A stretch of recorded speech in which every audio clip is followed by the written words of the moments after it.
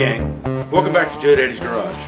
Today's video, well, I'm going to talk about this 56 Chevy that I'm going to put a gasser front end under. Now this car was a car we did at our body shop years ago. The owners had it put together somewhat differently. He had a Chevy small block in it, had a 4-speed transmission, and as time went on he decided to go a different direction. I know he's planning on putting in a big block in this car, continue with the 4-speed, and he wants to put a gasser style front end under the car. My understanding is he's not planning to race this car. He just likes it for the nostalgic look, and I get that. I understand where he's coming from. So I'm going to go over some of the process that I'm going to go through to get this thing ready to do the conversion.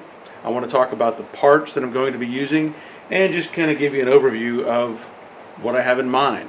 So let's take a look at the car and also the parts. So you've probably seen some of my video shorts.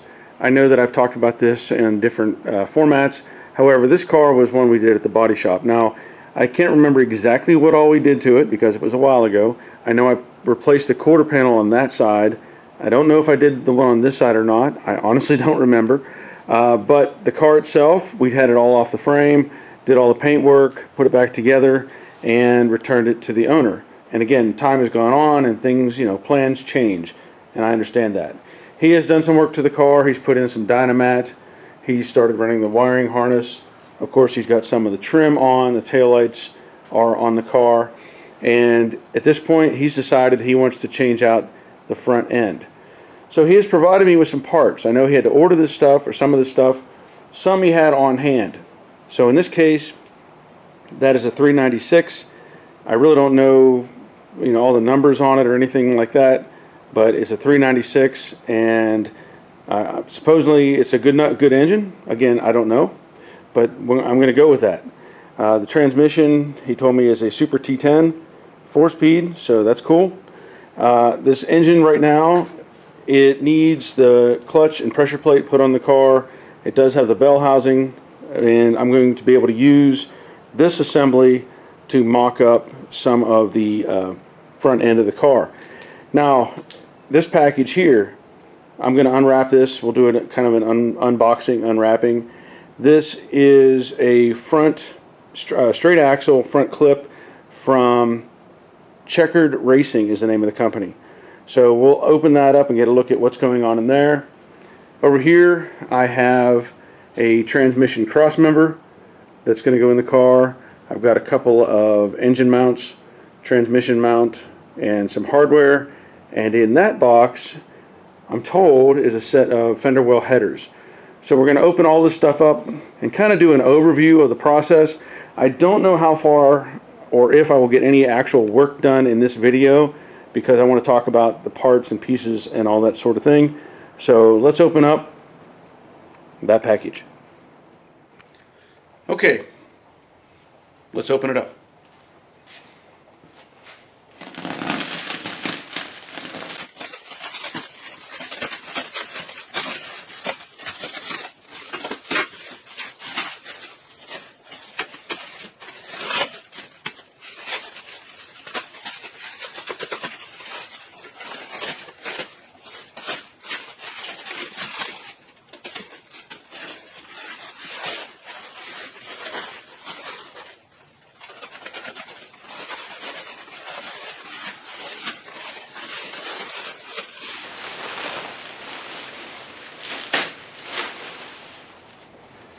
So there's your straight axle, leaf springs, everything's bolted together as an assembly, and this is the engine crossmember mount. So I need to get that loose.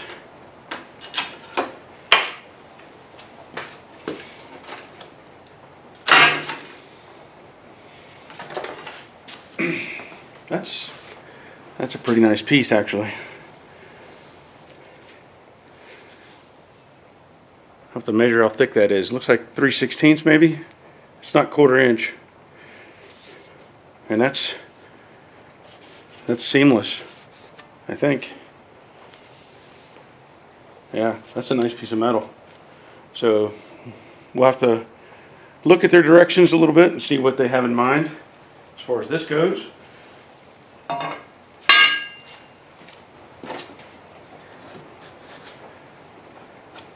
This is where it's attached to the pallet.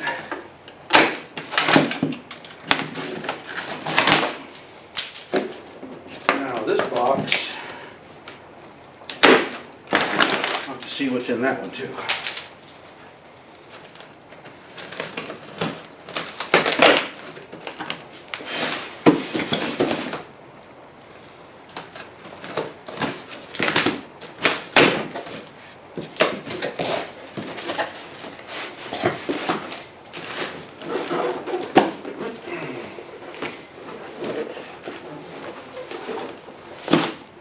So inside here there's some stainless braided brake lines.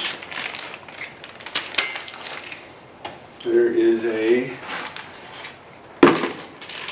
like a mount bracket of some sort. Has a part number, that's about it. So it's a three-point mount bracket. These are, one hole is threaded. I'll have to look and see what that is for. Got a pitman arm.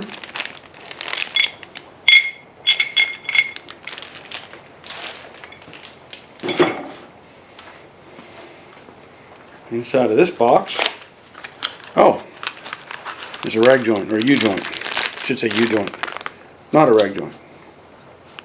So, nice little U-joint there.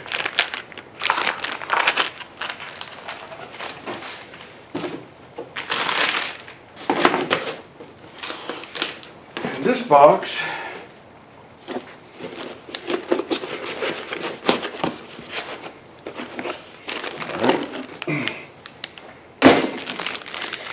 that has your steering box, so that must be the mount because there's 3 locations there. That's got to be the mount point, that bracket for the steering box. So it looks like, and just kind of checking out what I see here, I don't see anything that specifically says bolt this to this location. So I'll have to dig into that a little bit, won't I?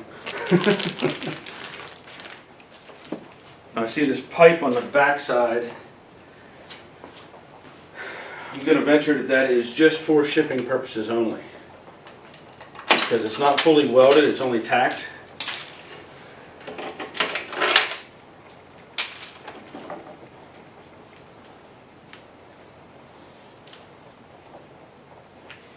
So I'll have to get a look at that. Alright, so I'm going to go over a few things moving forward here. I do have some basic written instructions, no pictures, no detailed measurements or anything like that. All they gave me was, some basic written instructions. It appears from those instructions that these mounts that they've created on the back side of the frame rails, you can see it's smooth over here, these actually fit into the frame rail itself. So it's up to me, using their instructions, to cut this off. And then it mentions about splitting the frame open, so I'm not exactly sure what that implies. I know that there is a weld seam here at the top of the frame rail, but I don't know how tight that will fit inside, or if there's some variations that I need to look at. It looks like that may fit inside, but I'll have to figure that out when I get to that point. The shocks on this are QA1s, which is nice. It does have disc brakes, drilled rotors, pretty cool. And of course, everything is raw except for, it looks like the leaf springs are painted or maybe powder coated, I don't know. So everything else is going to have to get painted up. I do see a problem, and I'm picky. I like to have my details. I like to know things are accurate. So I'm going to show you a measurement, and maybe I'm missing something. Maybe somebody has done one of these before. I don't know, but I'm going to show you several measurements. Let me get the camera set up and I'll show you. So I'm a little concerned with this measurement. If I measure from the inside of that rail to the inside of this rail, I'm just a tick over 29. We could call it 29 and a 16th if you wanted to. I don't know how well that shows up on the camera. Now we're going to go to what would be the front side. And if I go inside again, and I come over here, this is like 29 and maybe 7/8. So that kind of throws me off. I'm used to stuff like this being perfectly square. So now what I want to do is I'm going to measure from this edge of this piece they have attached. I'm going to try to use the corner. It's a little tricky to get this in place and hold it, but I'm going to measure from this corner to the inside of this corner. And I'm just going to lay the tape on top. Check this out. So I've got that corner back there, and I just got to catch that. If I come down here, this is like 53. Let me get the tape in the right spot. Around 53 and a half is basically what I'm coming up with. Yeah, 53 and about a half. So you can probably see that. Okay, now I'm going to do the opposite. Go to that corner. Kind of do the same thing. Hang it on that little bit of an edge. And this is not good. If I get that corner where I want it, this is 52 and about, let me get that tape right, 52 and about 3/4. 52 and 3/4 versus 53 and a half. That doesn't sound right to me. I couldn't see where this would be made out of square in any instance. You know, your frames are going to be straight. Everything is going to be parallel, and everything should be straight. So I've already sent an email to the company. Hopefully they call me or something and let me know. This bar that's in the back that I talked about, that is just tacked in there, and I know that's just to keep it in place. But I mean, there's got to be some sort of jig, obviously, that they're using. And maybe I'm wrong. Maybe I'm wrong. But I would suspect that all of this needs to be square. So we're going to step away from this for a moment and take a look at what's in those boxes. Okay, let's continue on with the other pieces and parts. These are the motor mounts or engine mounts. And these are just basic type of mounts. Now, what's curious about this is these may not actually work. These are designed to go into the standard type of engine mounts, or onto the block. And basically, what I have with the cross member that was provided, it's not set up for this. So again, I'll have to do some more research. Let me show you what I'm talking about. Here's your cross member, and there must be something else that is supposed to go onto this. Well, this would go up to the block like that. So there must be something else that goes here, because obviously that doesn't work together. I also have a standard transmission mount, nothing fancy. And I have some hardware. These are the bolts for the transmission to the bell housing, and these are the bolts for the engine mounts to the block. Now this is a CP90044 part number. I believe the owner bought this from Summit. Custom tube trans X member black 1955 to 57 full size.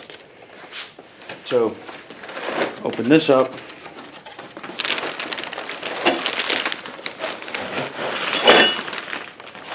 Basically, you have this pretty nice cross member for the transmission. Looks pretty well built. It has bolt holes on the ends here, and there are some more brackets in the box. My understanding is this can be bolted in and or welded in. So let's see what's in here. All right. So also in the box there are some additional brackets.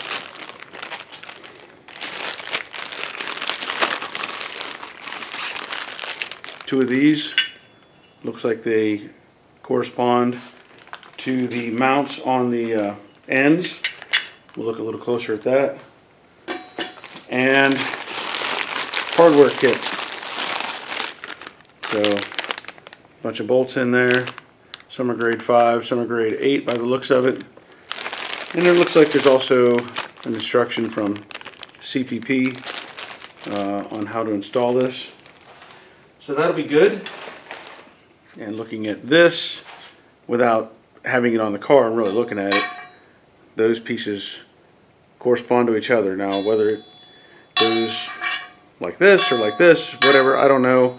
I am at this point just checking checking if these line up.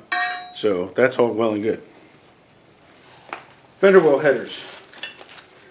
And I don't know, it said, I think the packaging said they were raw, which means there's no coatings on them. Let's see if there's something this end. Okay, there we go. So these are from Patriot Exhaust Products. Looks like part number H8035, 55 to 57 Chevy big block fender well raw steel. So we'll open up these and get a look at what's in this box.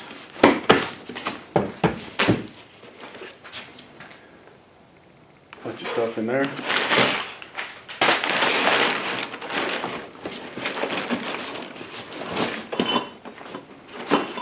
I'm venturing those might be the collectors. We'll find out.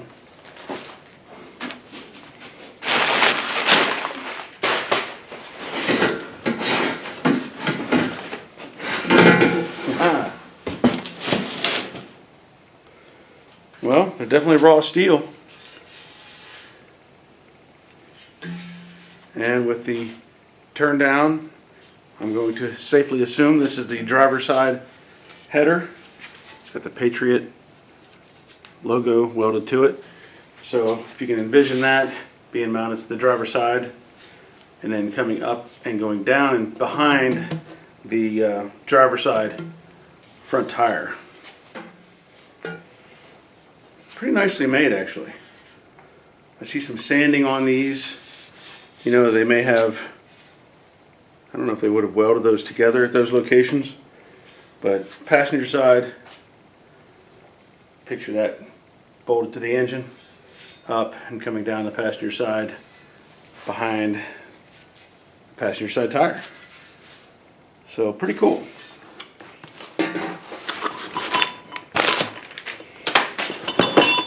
Yep, collectors.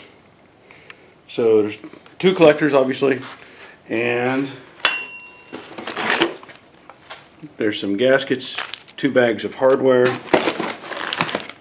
That would be the ones that bolt to the block, and the other ones are for the collectors. All right, pretty cool.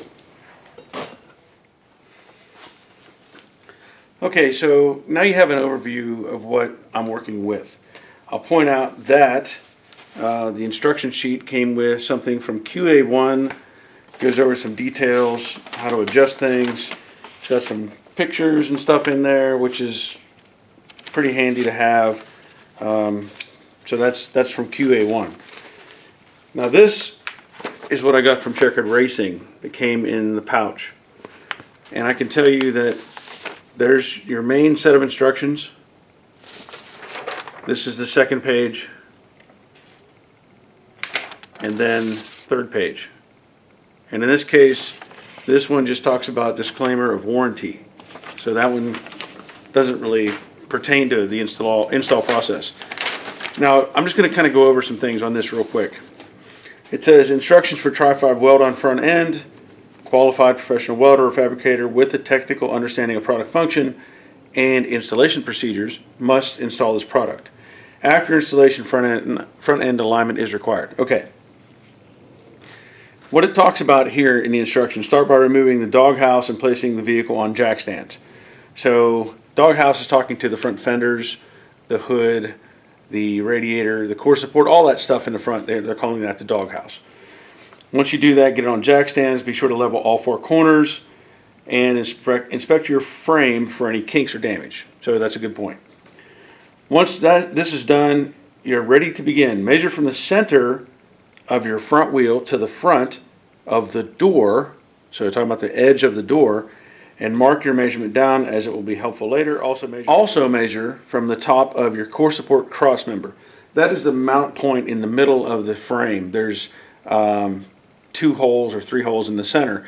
Your core support supports everything. So when you look at these old cars, that's what held everything together, right in the middle, and then it came up, the radiator was attached, and then the fender sat on top. There was nothing else attached to the frame or anything like that. So it was, kind of all supported that way. So it's talking about using that drop measurement as a reference. When you put in the frame, the new piece, you can measure from the floor up and get that same position. Since you're not ready to begin cutting, it makes it much easier to start at the bottom, talking about the frame rail, cut up, and then cut the top, and the thing drops off easier than if you started at the top and then it falls down, is what they're implying.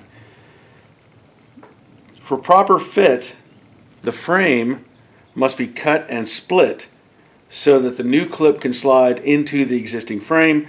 Once cut, the factory rails can be squeezed around the new clip to fully mate and support it. Now, there's no pictures, just letting you know. And there may be some information on our website that would detail this better. My thought is, again, if you were to split the frame in the center where the welds are and try to spread it apart and put that box assembly in, that's one thing. My other thought was, are they talking about cutting it at the top corners and the bottom corners of the box assembly? So if you had a box picture and you cut up here and down here, that would allow you to flare it open. I don't know exactly which way they're referring to it, so that's something else that I need to get kind of clarified. And then once you get it in place and positioned and level and all that sort of thing, you can weld it back together. Now it talks about putting the front clip on jack stands, checking the height and of course the depth, let's say, and then it gives you your wheelbase, so 115 inches. Want to make sure everything is square.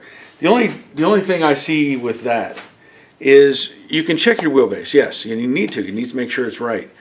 The challenge is your steering, because the front wheels turn. If you turn off just a little bit, one is going to be shorter, one's going to be longer, right? So that becomes a bit of a challenge to know, where are you at zero? Where do you find your zero?